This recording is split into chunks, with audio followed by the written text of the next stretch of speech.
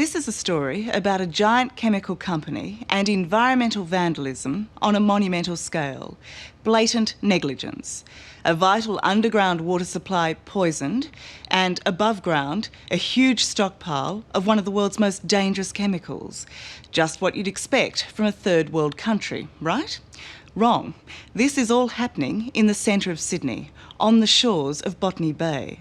The culprit is one of the world's biggest and richest companies, serial polluters who've got away with it for decades. And now it's going to cost millions to clean up the mess.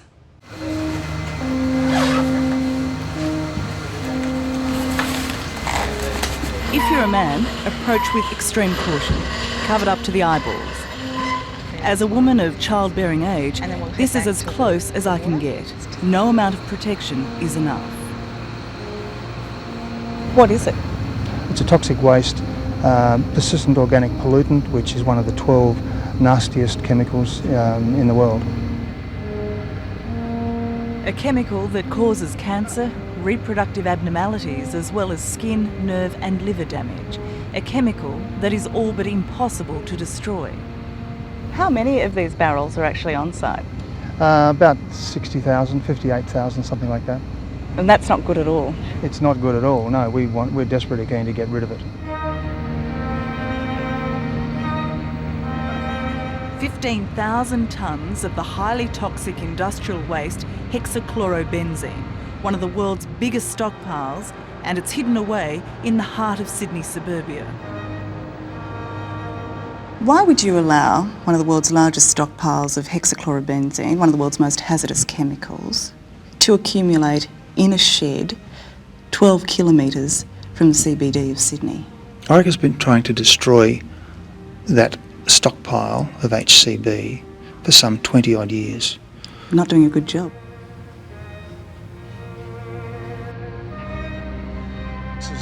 Orica Senior Manager Graham Richardson is taking me on a tour of the Botany Industrial Park, for more than half a century site of Australia's biggest petrochemical plant. Run until 1998 by the British multinational ICI, it made paints, plastic solvents and a range of industrial chemicals. But ICI Australia, since renamed Orica, also created one of the biggest environmental messes this country's ever seen. Not just the toxic stockpile in there, all 60,000 barrels of it, but an even bigger disaster you can't see.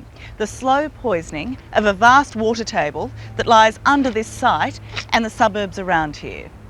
It's probably one of the hottest groundwater plumes that I have ever encountered, and it may be the hottest or the most toxic plume in the Southern Hemisphere.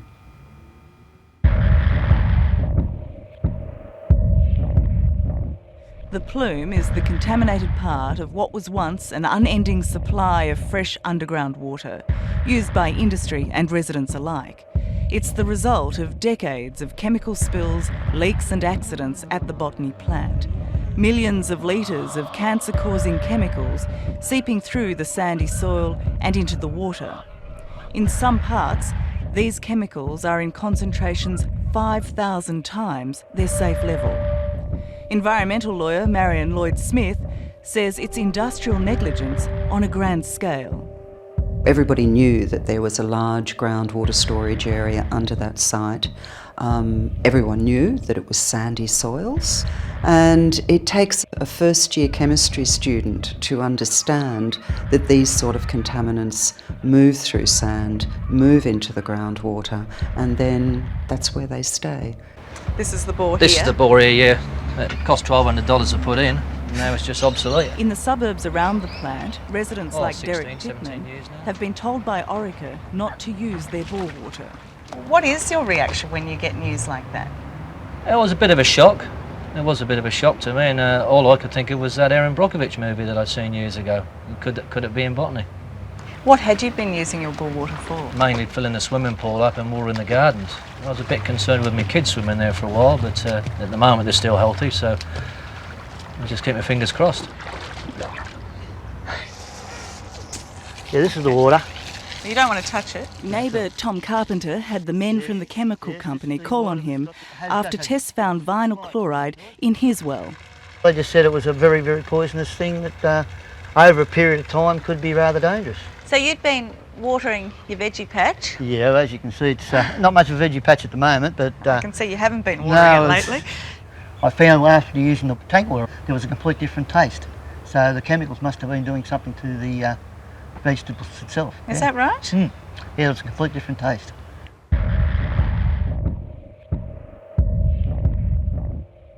There was awareness of contamination in the groundwater, but the extent of it and the extent of the concentrations of it were not known until about 2000, 2001. Well, that's not right, is it? I mean, 1990 is when you guys became aware, after you were ordered to do an audit. Well, 16 years ago, we weren't aware of the extent of the contamination. Well, you knew that there was contamination. You knew the groundwater was contaminated. 16 years.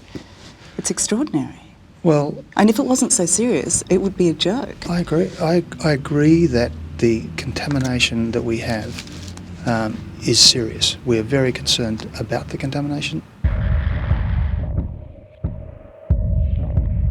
If you're looking for a symbol of how things were done in the bad old days, then this would have to be it.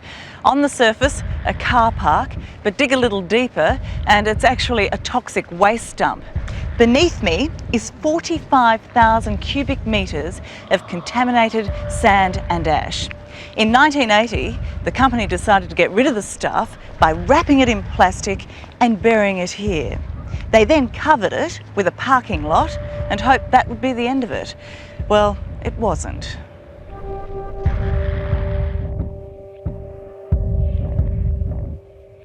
The car park. Is that another Orica disaster? It's not a final solution, obviously. It's not a solution at all. I mean, you've got a car park that you can't use. You've got this contaminated material now leaching out of this It's not leaching out of it. no. plastic envelope. There are emissions from that site. You've got signs up saying don't dig here. It wasn't a solution at all, was it? No, it wasn't an adequate solution. That's what I'm saying. It's not an adequate solution. It's a solution that they saw as appropriate at that time. It's not adequate in today's terms. And I must correct you that there are no emissions from that site. There was one emission from that site, which was some vapour coming through the plastic. That has been resealed, and that has fixed that. Is the car park a classic symbol of how you guys dealt with your pollution problems? Bury it and hope it goes away. I can't speak for ICI, who made those decisions back in 1980. Orica says those sorts of allegations are from a different time when a different company ran the site. It's a bit of a furphy really to say that Orica is a different company, isn't it? I don't believe so. The fact is that ICI owned and controlled an entity in Australia through till about 1998, at which time it sold its shares to the Australian public. Well, 7 out of your 10 current executives were with the company when it was called ICI Australia. When you've effectively changed your name, you haven't changed anything else. Which executives? Your current CEO has been with the company since 1989. Your General Manager of Consumer Products has been with the company for 27 years. Your General Manager, People and Community, has been with the company for 27 years. Your Group Manager Strategy and Acquisitions has been with the company since 1992. Your General Manager of Chemical Services has been with the company for 20 years. All those Your people. CEO of Orica Mining Services has been with the company since 1985. The management of the company changed in about 2002, and the attitude of the company toward the contamination changed absolutely dramatically in the early 2000s. And there was a total commitment by the board and management to clean up this site.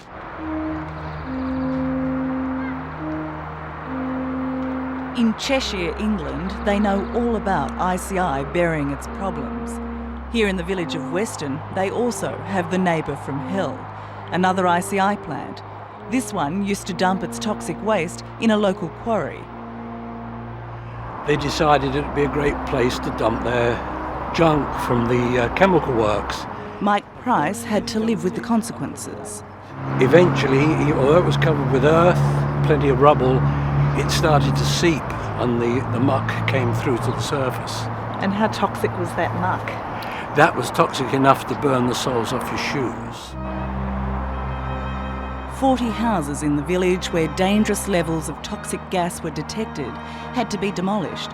Horses now graze on the empty plots.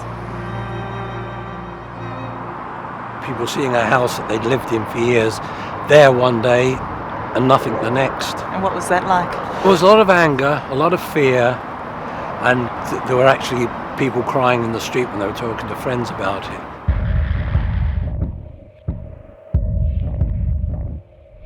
Back here in Australia, the fear is for Botany Bay. Orica says the underground plume, which is heading towards the bay at 100 metres a year, is being contained. The signs say otherwise. When you're making acids, solvents, plastics and the like, you're by nature dealing with dangerous and volatile substances. And no one knows more about those dangers than these people. Former ICI workers and their relatives meeting here for the first time to share some disturbingly similar stories. We used to pull bodies out of the autoclaves, blokes knocked out with the gas, just totally knocked out. Phil Atkinson worked in the mixing tanks in the plastic section. What you'd do then is you'd drop a hose in, blow air into the vessel to get the gas out, go in and drag them out. What would happen if you didn't get to these workers in time? They'd die. How often would leaks occur? Oh, all day, all day, every shift. When you'd scrape the walls, the gas would come out from behind the walls and get you. But we were told it was all right. We were told you could eat the PVC, it wouldn't hurt you. And it all came down to how cheaply can you make the product, you know? And that's all that mattered, the product. It didn't matter about the fellas.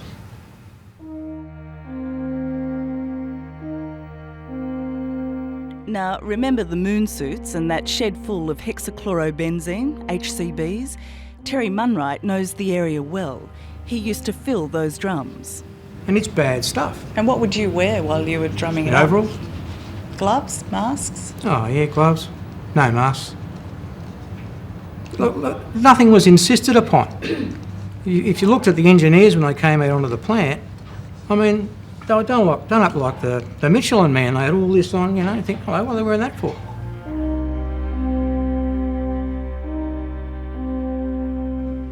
You've poisoned the water. Have you also poisoned the workers? No. Not to my knowledge, there's been no issue arising, as far as I'm aware, that has caused any harm to any former employee. Jackie Douglas's father worked at ICI for 11 years. A year after leaving, he went to the doctor feeling unwell. And we were told that he had leukemia. That was it. 3 weeks later, he was dead. He was 56. 56. Now, cancer can strike anyone in any industry, but it appeared to these people that at Botany it struck too often to be a coincidence. My father got a cancer in the pancreas that one person in a million to get it was inoperable. And yet the 3 other blokes that worked with Dad, they all died of cancer too. And there's a priest out there, the priest at ICI, he died of cancer. June Iden's husband Jim worked at the chlorine plant. He was constantly sent home in distress where he'd had gas on his lungs and had no oxygen, couldn't breathe. And I used to say, leave there, you're going to die. You know, it's going to kill you. But we needed the money. He came in Sunday morning, got into bed. I went in the kitchen, did a couple of things, went back, and he was dead. Just like that, no, just died.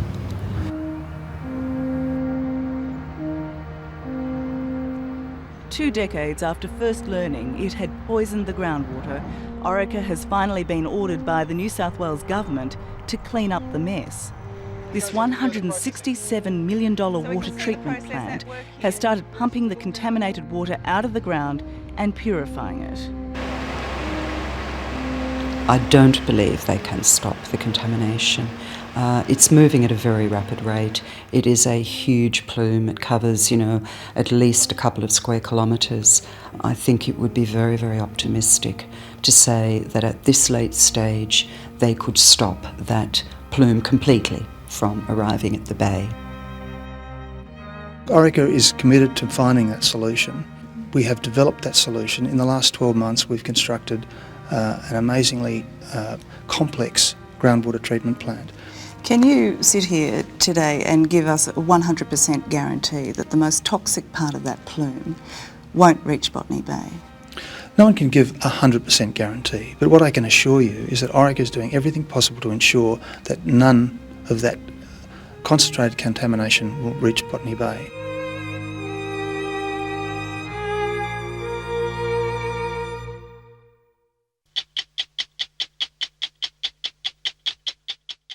Hello, I'm Tom Steinfort. Thanks for watching 60 Minutes Australia.